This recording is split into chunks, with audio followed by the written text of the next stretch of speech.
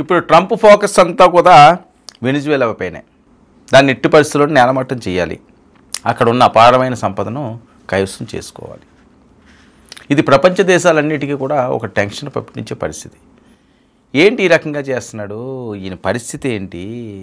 యుద్ధం వద్దు బాబు అనుకుంటే యుద్ధాలు చేస్తాయేంటి అగ్రరాజ్యాలు వేరే చిన్న చిన్న దేశాలన్నింటినీ కూడా ఒక మిత్రుల్లా చూడాలి, వాళ్ళకి కష్టం వస్తే సాయం చేయాలి.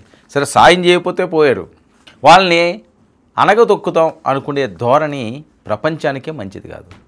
ఎటువంటి ప్రపంచ యుద్ధాల కన్నా సరే తీసుకెళ్లే పరిస్థితి ఉంటుంది. చిన్న చిన్న తప్పులు చాలు చరిత్రలోని మొత్తం తలకిందులైపోవడానికి. ఇప్పుడు అదే పరిస్థితిగానే వస్తుందా? వెనిజువేలాపై అమెరికా యుద్ధం ముహూర్తం ఫిక్సు, అర్ధరాత్రి దాటిన తర్వాత దాడి సరిహద్దుల్లో రెడీగా వేలాది అమెరికన్ సైనికులు. అంతర్జాతీయ విమర్శలు రాకుండా ట్రంప్ ముందు జాగ్రత్తలు. డ్రగ్ కార్టెల్ యుద్ధం పేరుతో కరీబియన్ జలాల్లో భారీగా మోహరింపులు. సరిహద్దుల్లో ఎగురుతున్న యుద్ధ విమానాలతో లాటిన్ అమెరికాలో మళ్ళీ అలజడి. సరిహద్దుల్లో యుద్ధ విమానం అంటే సామాన్య ప్రజలకు అందరికీ కూడా కంటి మీద కునుకుండదు. ఏంట్రా బాబు ఈ టెన్షను, ఏంటి పరిస్థితి అని. ఇక లాటిన్ అమెరికాలో పంటి కింద రాయిలా మారిన వెనిజువేలా. నయానో భయానో లొంగ తీసుకుని చమురును గుప్పిట పట్టాలన్నది అమెరికా ప్రధాన టార్గెట్. హ్యూగో చావెన్ వెనిజువేలా అధినేతగా ఉన్నప్పటి నుంచి ప్రయత్నిస్తున్న అమెరికా ఎట్టి పరిస్థితుల్లోని కూడా ఆ చమురును వీళ్ళు పట్టాలి. ఎందుకంటే దేశంలో ఎక్కడా లేనటువంటి, ప్రపంచంలో ఎక్కడా లేనటువంటి చమురు నిల్వలు అక్కడ చాలా ఎక్కువగా ఉన్నాయని. ఇక ప్రస్తుత అధినేత మడురోను పదవి నుంచి దించేసి లేదంటే అడ్డు తొలగించాలని అమెరికా వ్యూహాలు. తనకు నమ్మకస్తుడైన నేతను వెనిజువేలా పీఠంపై కూర్చోబెట్టాలని అమెరికా ప్రయత్నం. వెనిజువేలా నుంచి అమెరికాలోకి పెద్ద ఎత్తున డ్రగ్స్ సరఫరా చేస్తున్నారని ట్రంప్ ప్రధాన ఆరోపణలు. మీ ఇష్టం వచ్చినట్టుగా మీరు డ్రగ్స్ సరఫరా చేస్తున్నారని చెప్పి వాళ్ళని టార్గెట్ చేసి అంతమొందించి అక్కడి నుంచి చమురు లాక్కోవాలి.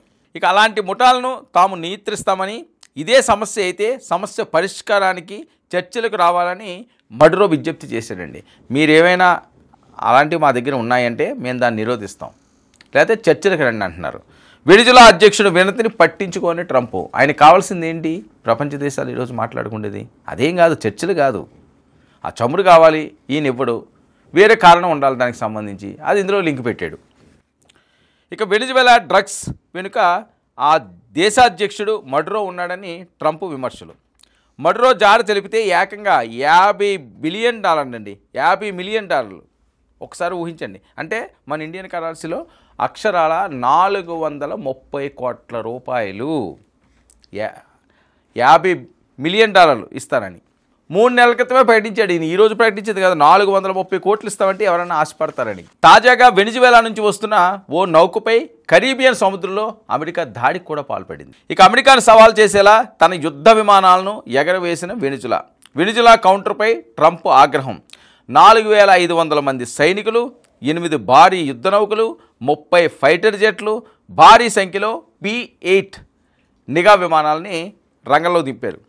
ఇక వెనిజువేలా చాలా చిన్న దేశం, పిచ్చుకు మీద బ్రహ్మాస్త్రమే. 3.15 కోట్ల మంది అక్కడ ఉన్న జనాభా. అందులో ఆ జనాభాలో ఉన్న సైన్యం 1.23 లక్షలు, 1,23,000 మంది మాత్రమే సైన్యం ఉన్నదండి. అంత చిన్న దేశం, కానీ అమెరికాతో రెడీ అంటున్నది, ప్రాణత్యాగాల కన్నా మేము సిద్ధం అంటున్నది. ఇంకా అమెరికా వద్ద మొత్తం 14,000 విమానాలు ఉన్నాయి, 1-2 కాదు. అమెరికా దాడి చేస్తే ఒకవేళ, ఇప్పుడు అయితే మోహరిస్తున్నది, బెదిరిస్తున్నది, వాళ్ళైతే బెదరట్లేదు, ఓకే అంటున్నారు, తేల్చుకుందాం అంటున్నారు, మాకు శక్తి ఉన్నంత వరకు పోరాడదాం అంటున్నారు. అమెరికా ఇంకా ముందుకు వెళ్ళి కానీ అడ్డగోలుగా కానీ దాడి చేస్తే చైనా రష్యా అడ్డంగా నిలుస్తాయా? ఇది ప్రశ్న. ఇప్పుడు చైనా రష్యా కానీ అడ్డంగా నిలిచిందనుకోండి, ట్రంప్కు మరొక భారీ షాకే. మరొక వైపు ఉత్తర కొరియా, మన కిమ్ ఉన్నాడు కదా, కిమ్ అంటే అసలు మామూలుగా ఉండదు. ఉత్తర కొరియా ఆయన ఒక మోనార్కు, ట్రంప్ కాదు, ఇంకొకరు కాదు, ఏదన్నా సరే తన స్టైలే వేరు, తన లెవెలే వేరు. తను కూడా వెనిజువేలాకి మేము అండగా ఉంటానంటున్నాడు. ఒకవేళ కిమ్ గాని రంగంలోకి దిగితే పరిస్థితి మొత్తం తారుమారు అవుతుంది. తారుమారు కాకపోయినా కాస్త టెన్షన్ వాతావరణమే. ఇక భౌగోళికంగా దూరంగా ఉండడంతో ఎంతవరకు ఆదుకుంటారో అన్నది ఇప్పుడు కాస్త సస్పెన్స్ ఉన్నది. భౌగోళికంగా చూసుకుంటూ ఉంటే రష్యా, చైనా చాలా దూరం ఉంది వెనిజువేలాకి. సో అక్కడి నుంచి వచ్చి వీళ్ళు రక్షించాలంటే చాలా కష్టమైన పని. అది ఎలాగా అని చూస్తున్నారు.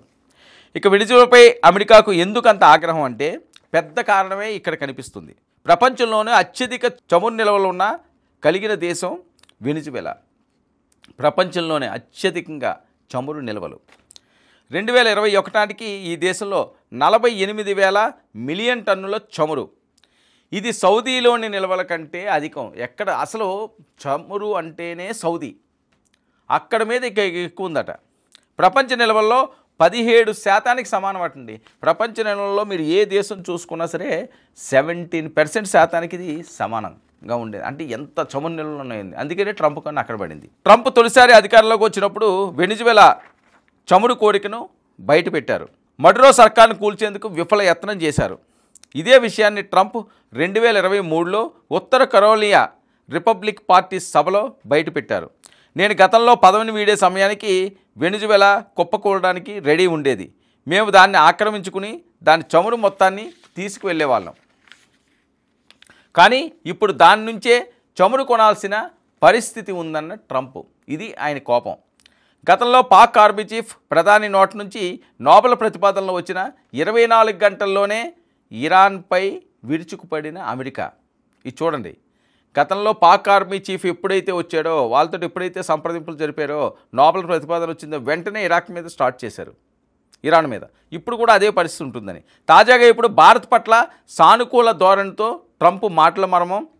డైవర్షన్ పాలిటిక్స్ ఏమైనా చేస్తున్నారా, వెనిజువేలాపై యుద్ధానికి ముహూర్తం ఫిక్స్ చేసేసారా అన్న అనుమానాలు వస్తున్నాయి. భారత్ తోటి ఇప్పుడు మంచిగా ఉంటాం, సంప్రదింపులు చేస్తాం, ఈ రకంగా చేస్తున్నారు అంటే ఎక్కడో ఆయన యుద్ధం ప్లాన్ చేసుకుండి వీళ్ళతోటి ఒక నెట్వర్క్ నడిపిస్తుంటారు. గతంలో కూడా అలాగే జరిగింది. ఇరాన్పై యుద్ధానికి ముందు 24 గంటల ముందే పాకిస్తాన్తో మాట్లాడి డైవర్ట్ చేశారు, వెంటనే అటాక్ చేశారు. ఇప్పుడు కూడా అదే పరిస్థితి. భారత్తో మాట్లాడుతున్నట్టుగా మాట్లాడి వెనిజువేలాపై ఈయన అటాక్ చేసే అవకాశం ఉందని. ఇక పెహల్గాం దాడులకు కొద్ది రోజుల ముందు పాక్ ఆర్మీ చీఫ్ మునీర్ సంచలన కామెంట్స్. అమెరికా ఉపాధ్యక్షుడు జేడీ వాన్స్ భారత్ టూర్లో ఉన్నప్పుడే పెహల్గాం దాడులు. ఇక కుట్రలో కుతంత్రాలకు మారుపేరైన అమెరికా అంటూ ప్రపంచ దేశాల్లో చాలా మీడియా సంస్థలు మాట్లాడుతున్నాయి. అసలే ఆర్థిక మాధ్యం భయపడుతున్న తరుణంలో వెనిజువేలా చమురు నిల్వలను స్వాధీనం చేసుకోవడానికి ట్రంప్ యుద్ధానికి దిగడం ఏంటి? ఈ సంకేతాలు ఏంటి? ఏమి సూచిస్తున్నారు? అగ్రదేశం అయితే ఇలా అన్యాయంగా ఎవరి మీద పడితే వాళ్ళ మీద పడి లాక్కోవాలా? మరి ట్రంప్ వైఖరి మారదా? ఇక్కడితో ఆగుతుందా? మరి మన కిమ్ ఏం చేస్తారు? రష్యా ఏం చేయబోతున్నది? చైనా ఏం చేయబోతున్నది? వాళ్ళందరూ కలిస్తే మరి అమెరికా వెనకడుగు వేస్తుందా? వెనిజువేలాను కాపాడేది వాళ్ళేనా? ఇది ప్రపంచవ్యాప్తంగా చర్చనీయాంశంగా మారుతున్న అంశాలు.